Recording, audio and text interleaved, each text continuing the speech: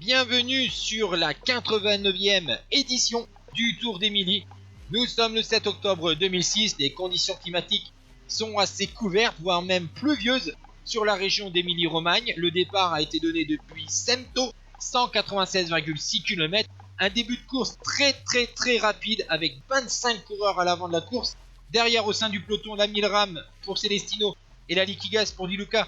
Ils ont été obligés de rouler très vite pour se rapprocher de cette échappée très importante, alors qu'on arrive sur le circuit final avec l'ascension de San Luca, avec déjà des attaques au sein de l'échappée matinale, avec Arekiev et Schleck à l'avant de la course. Derrière on a Sella, tandis que le peloton était tellement proche de cette échappée matinale que Vincenzo Nibali, un jeune équipier de Danilo Di Luca, a décidé d'attaquer depuis le peloton et revenir tout d'abord dans la descente sur Emanuele Sella, avant de revenir sur les deux hommes de tête, avant d'attaquer la deuxième ascension de San Luca. Au sein du peloton, on se rapproche, il va y avoir même des accélérations entre les prétendants, tandis qu'à l'avant de la course, on voit que Nibali est à l'aise. Du côté de Sella et de Schleck, ça va, mais Arekiev a du mal à suivre le rythme du jeune requin de Messine. Et vous voyez qu'au sein du groupe des favoris, on voit Di Grande, on voit Rico, on voit Rebellin, et en plus on va revenir sur les hommes de tête. Et on va donc maintenant avoir une accélération parmi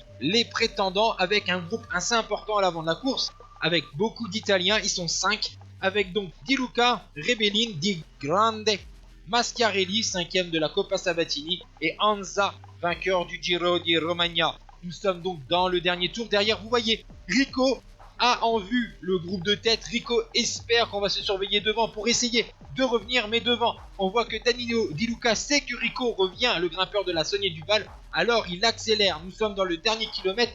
L'accélération de Di Luca a été fatale, notamment à Maschiarelli et à Anza. Ils sont donc que 3. Di Grande, Rebellin, vainqueur du Brescia Tour, et Di Luca, 6e de la Flèche Wallonne et 9e de Liège-Bastogne-Liège. Et le plus rapide au sommet de San Luca, c'est Davide Rebellin de la Gerolsteiner devant Danilo Di Luca et Giuseppe Di Grande. 4e Santo Anza, 5e Riccardo Rico, 6e Simone Maschiarelli, 7e Ruggero Mazzoni, 8e Oliver Sog, 9e Luca Mazzanti, 10e Tsiu Tsiu, le Biélorusse d'Acqua Sapone.